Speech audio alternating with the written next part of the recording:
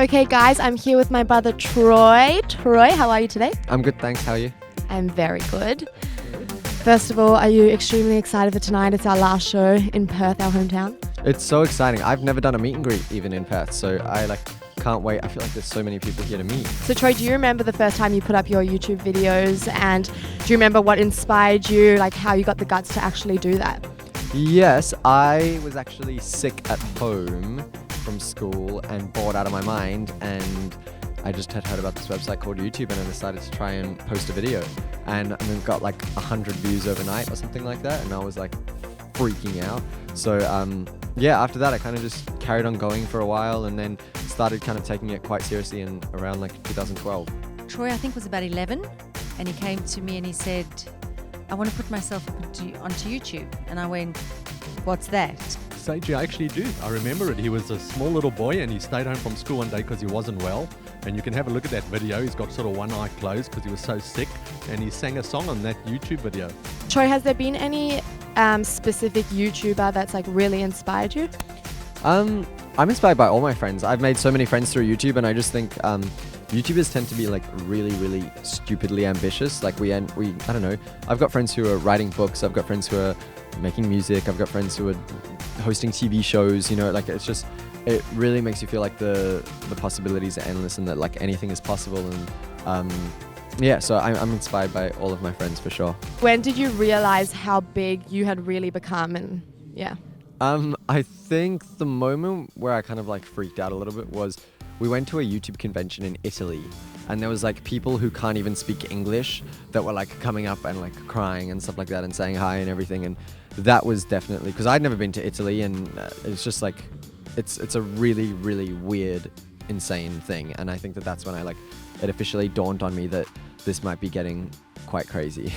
I think when there's sort of people started reacting to him and the comments started being how he was changing their lives. Well, I thought, I watched him posting these videos on YouTube and I thought, okay, so this is a fun little thing for kids to do. I didn't quite realize what it was. I didn't know too much about what he was doing. But when he told me he had 100,000 subscribers, people watching him, I thought, wow, this is a lot of people. So that's when I think I started realizing how big this thing could be. Which video you think has been the most inspiring for yourself and for your fans? Probably my coming out video. I made a coming out video in 2013, yeah. And it's one of my most viewed videos on my channel, and I get messages about it like every day, and it's definitely the video that I'm most proud of, that I feel like made the most difference for sure. And Connor, did you find Troye's coming out video inspiring at all? Totally. I mean, I made a coming out video like a year later, and it totally inspired me because I watched every coming out video on YouTube, including his, multiple times. So it totally inspired me to make my own. Troye has made a lot of YouTube videos, and you talked about him being a really big inspiration to you. When he came out with his coming out video, did you feel like exceptionally proud of him? Like, what did you think about that?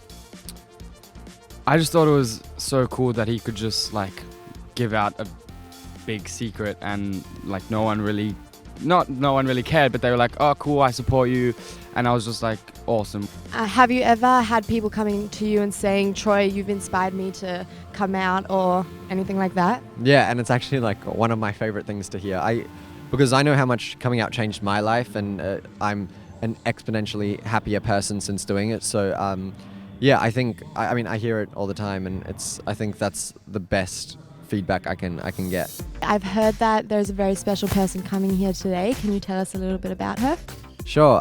Montana is a beautiful girl who was in my Fault in Our Stars music video, and she's coming to the show today, and I'm gonna maybe bring her up on stage and stuff like that, but it's a bit of a secret. So yeah, it's gonna be fun. Where do you think you're going now? What's next?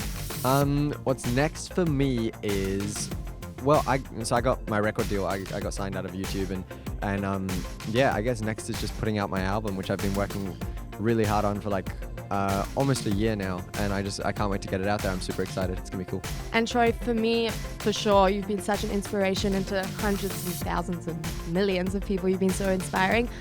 What advice do you have for people who like are sitting back at home wanting to put themselves out there? I would say just do it. The hardest video that you ever make will be your first video.